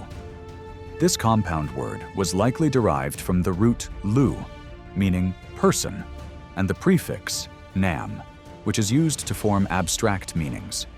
It may be compared to the English word mankind. The Sumerian people, who by 2000 BCE had begun to call themselves the black-headed ones, were only one part of this broad human family. However, they must have seen themselves as the most important of these parts. So much so that in some texts the expression black-headed seems to represent humanity as a whole.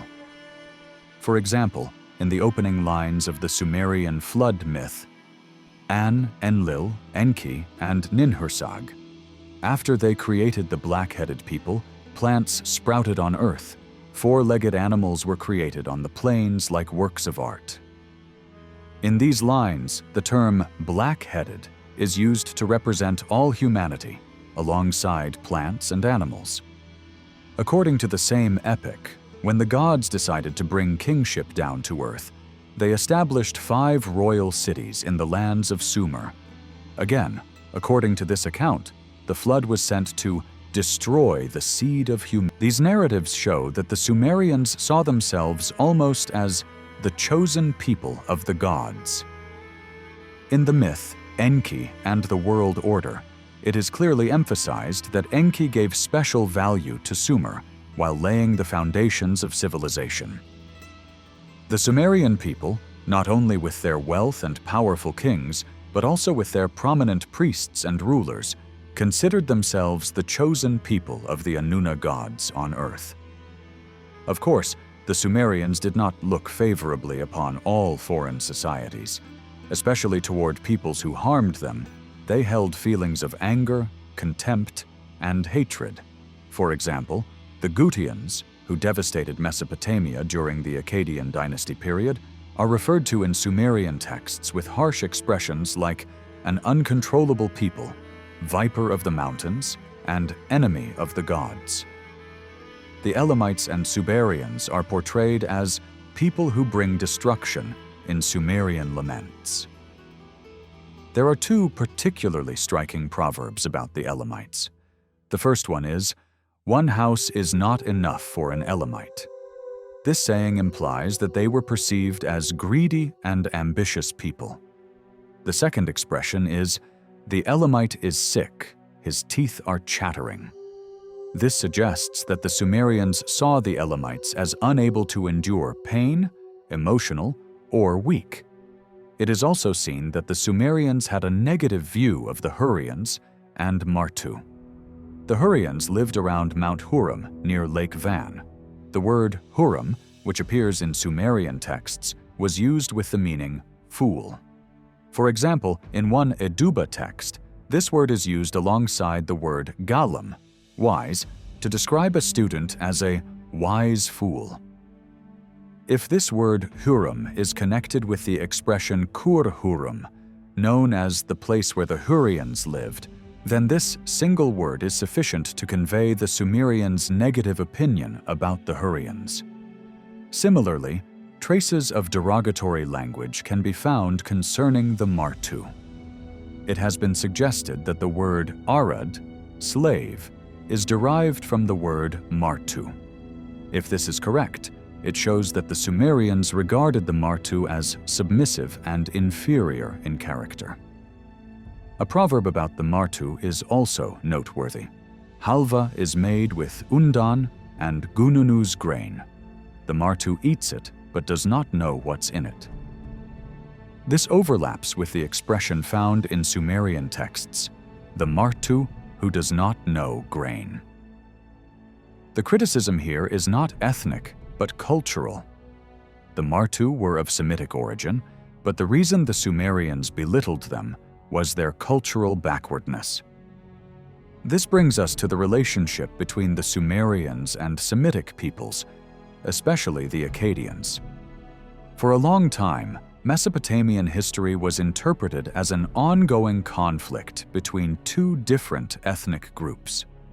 However, the evidence presented by Thorkild Jakobsen shows that Sumerians and Semites lived together in peace for a long time. This is partially true, yet tensions did exist. Great Sargon and his successors Rimush and Manishtushu had their statues and inscriptions written in both Sumerian and Akkadian, but mostly in Akkadian, in the sacred Ekor Temple of Nippur, the religious center of Sumerian temples. This shows that Sargon and his family were aware of their Semitic identity. Furthermore, when they took control of the Sumerian cities, they appointed their Akkadian relatives to important positions and formed military garrisons composed of Akkadian soldiers. The spread of economic documents written in Akkadian throughout Sumer was also part of this process. These practices were not well received by the Sumerians. It is understood that there was serious tension between the Akkadians and Sumerians. The Sargon dynasty tried to establish absolute dominance over Sumer.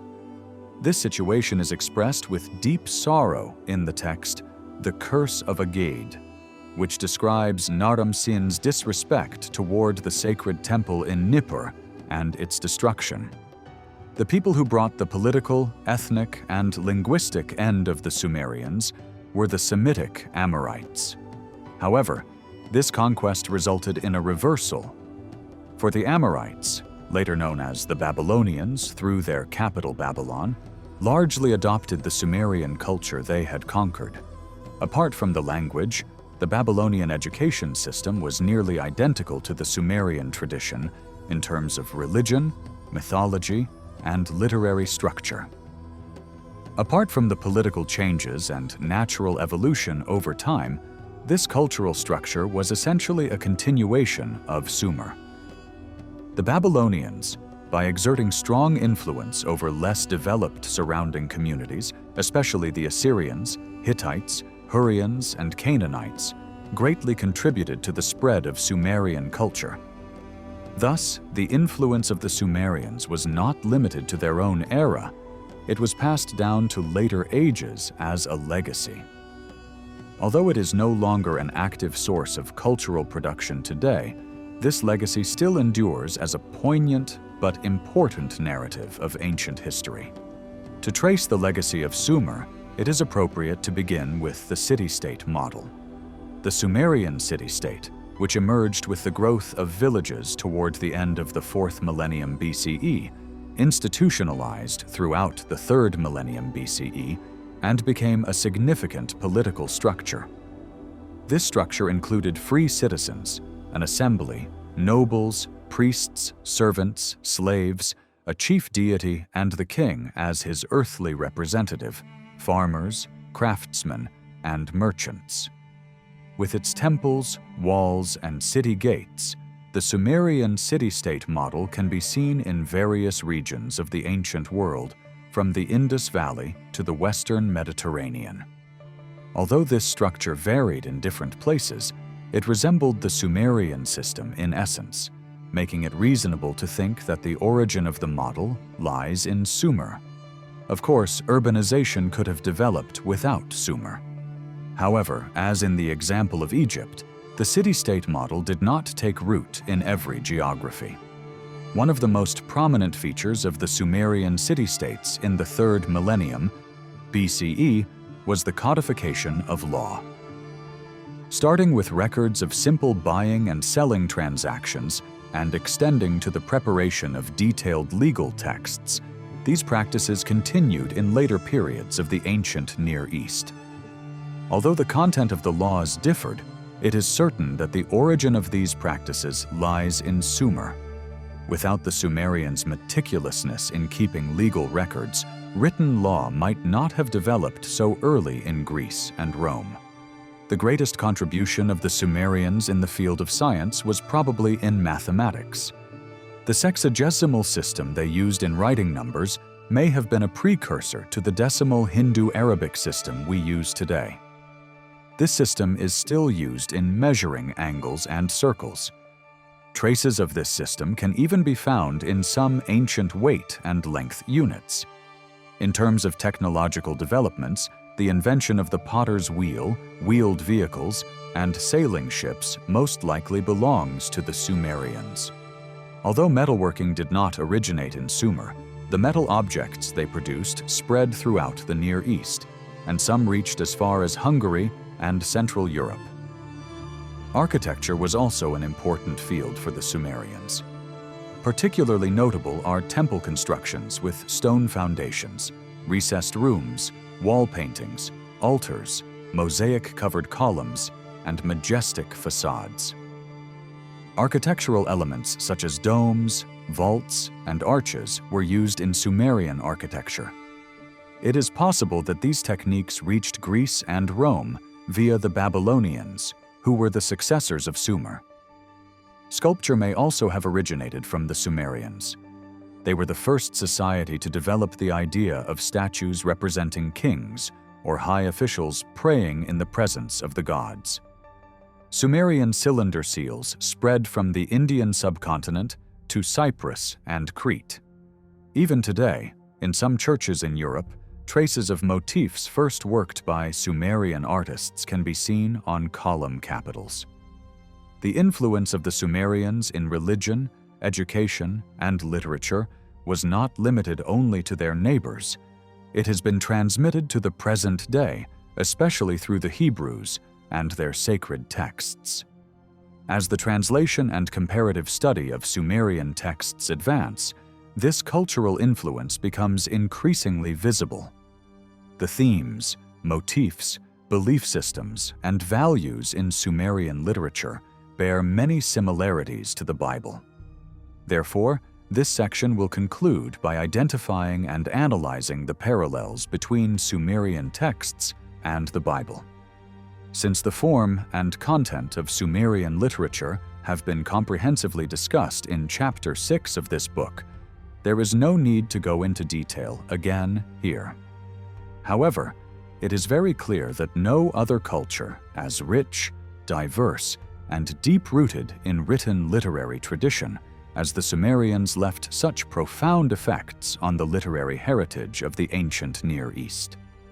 This influence is particularly striking because almost all the peoples of Western Asia, among them Akkadians, Assyrians, Babylonians, Hittites, Hurrians, Canaanites, and Elamites, chose, at some point in history, to use cuneiform as a written language. This writing system, developed by the Sumerians using syllabic and ideographic signs to write their agglutinative and largely monosyllabic language, required serious education.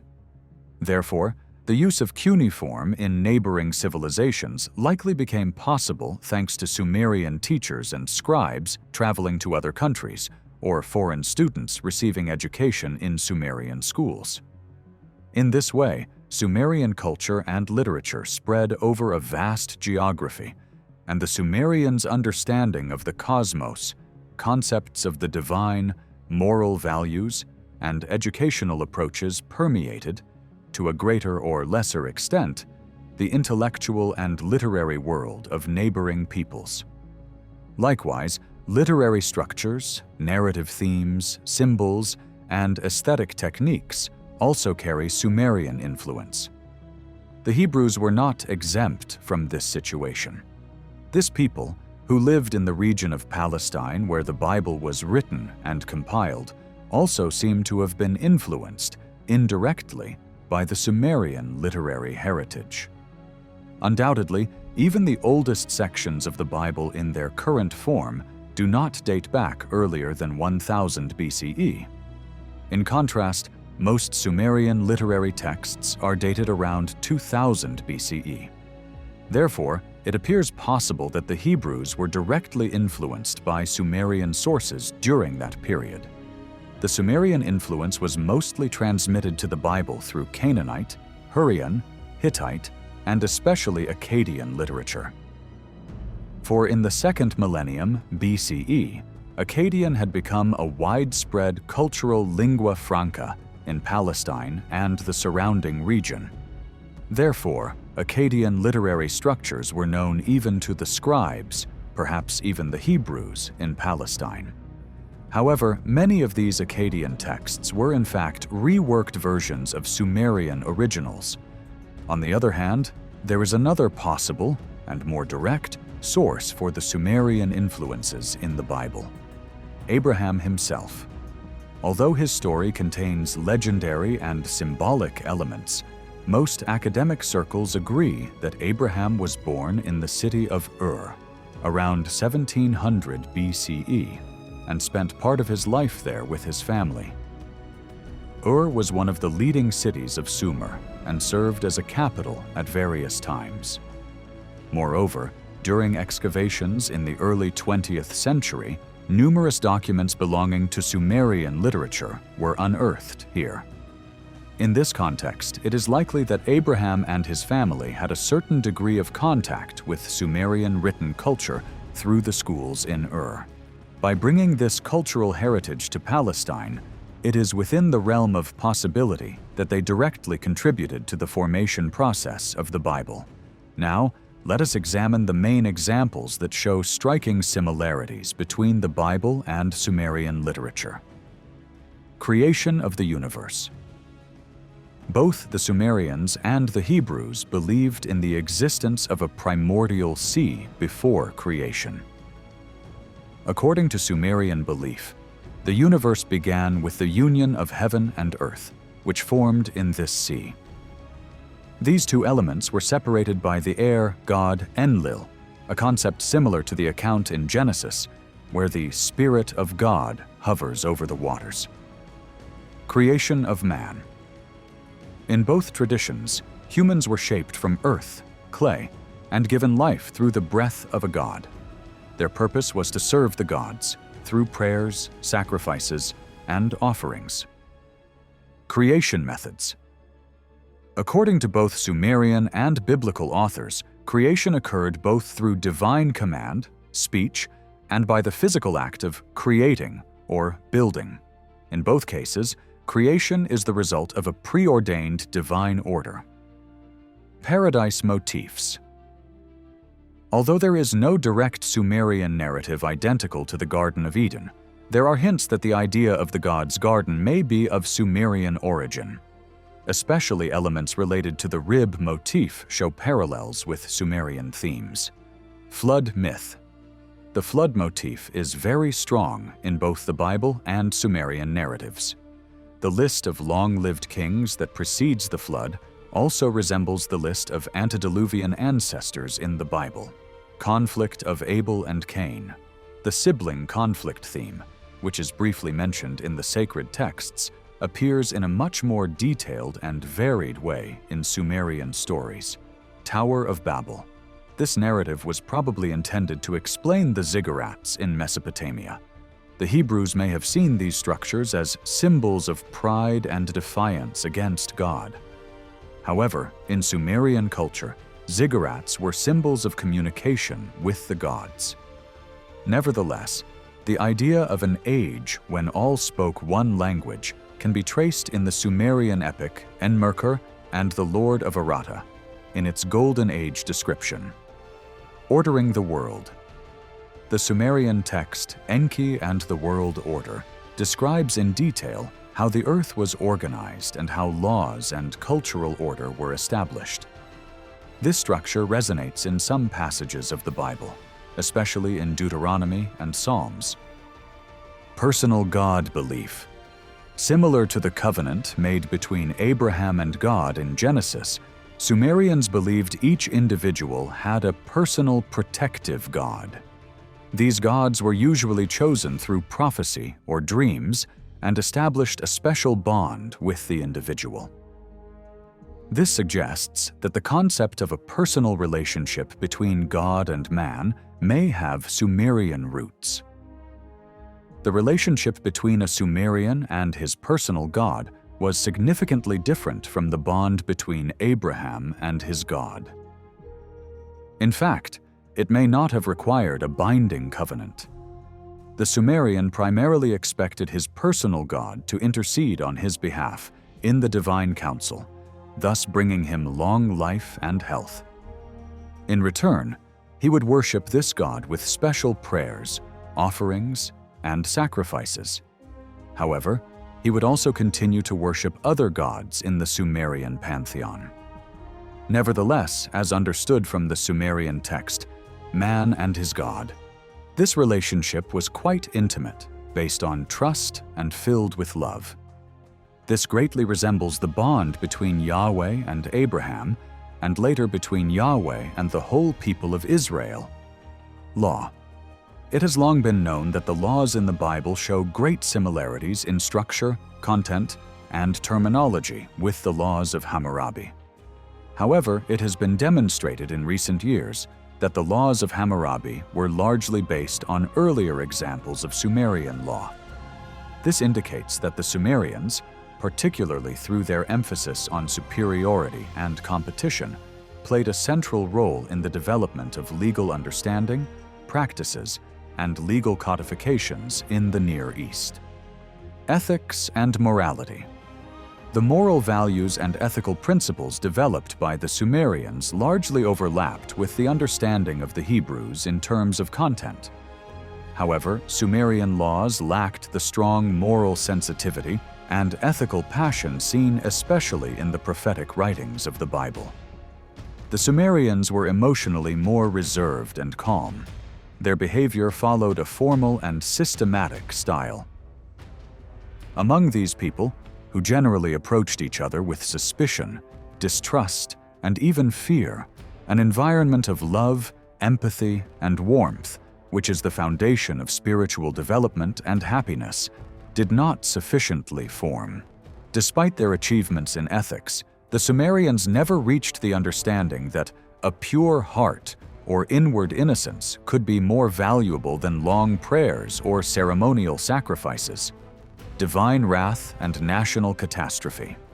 A frequently repeated theme in the Bible is the destruction brought by Yahweh's wrath in response to the sinfulness of the people. Such disasters generally occur through attacks by enemy nations chosen as instruments of God's anger. The Sumerian text, The Curse of Agade, presents a very similar example of this understanding. When Enlil, the head of the Sumerian gods, becomes enraged at the arrogant actions of the ruler of Agade, he turns his gaze to the mountains and calls upon the Gutians. This ruthless people not only destroy Agade, but lay waste to all of Sumer. Theme of catastrophe. The Sumerian myth, Inana and Shukalatuda, the gardener's deadly sin, resembles in some respects the theme of plagues in the biblical Exodus narrative. In both cases, a god or goddess, angered by an individual's wickedness or defiance, sends punishing disasters upon an entire people and land. Pain, rebellion, and submission. The job theme. A recently discovered Sumerian poem offers a profound narrative about human suffering and the responses to it.